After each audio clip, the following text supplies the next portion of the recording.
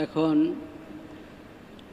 যেই চান্দ্রমাস চলছে জুলকাদা, প্রায় শেষের দিকে। জুলকাদমার যদি 29 হয় তাও আগামী জুমা জুলহজ মাসের হবে, 30 হলেও আগামী জুমা জুলহজ মাসের হবে ইনশাআল্লাহ। সেজন্য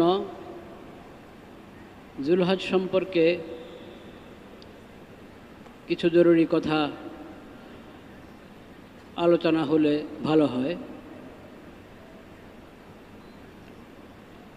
জুলহজ মাসের প্রথম 10 দিন 10 রাত,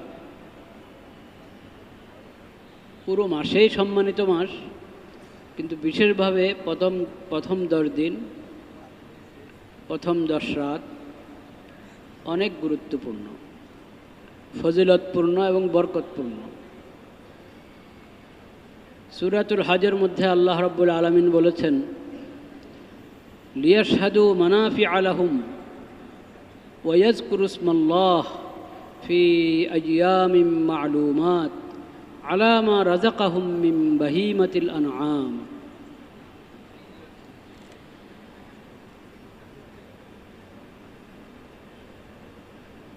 এই দিনগুলোর কথা কোরআন কারিমে আল্লাহ তাআলা বলেছেন আইয়ামুম মা'লুমাত,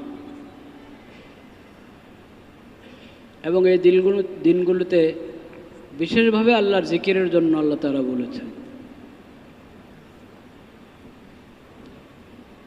জুলহজ মাসটা পুরো সময়ই দিন রাত, প্রতিটা মুহূর্ত আল্লাহর নেয়ামত। তার মধ্যে ফজিলতপূর্ণ দিন রাতগুলো বিশেষভাবে নেয়ামত।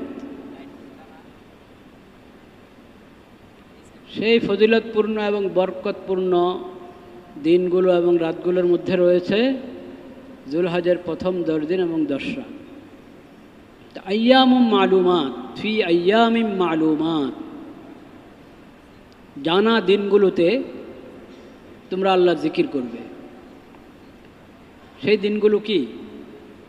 সাহাবী আব্দুল্লাহ ইবনে আব্বাস রাদিয়াল্লাহু তাআলা আনহু সহ, আব্দুল্লাহ ইবনে আব্বাস রাদিয়াল্লাহু তাআলা আনহুমা সহ সালাফের অনেক মনীষী বলেছেন আইয়ামুম মা'লুমাত জুলহজের প্রথম 10 দিন। ওয়াল ফজরি ওয়া লায়ালিন আশর, লায়ালিন আশর 10টি রাত।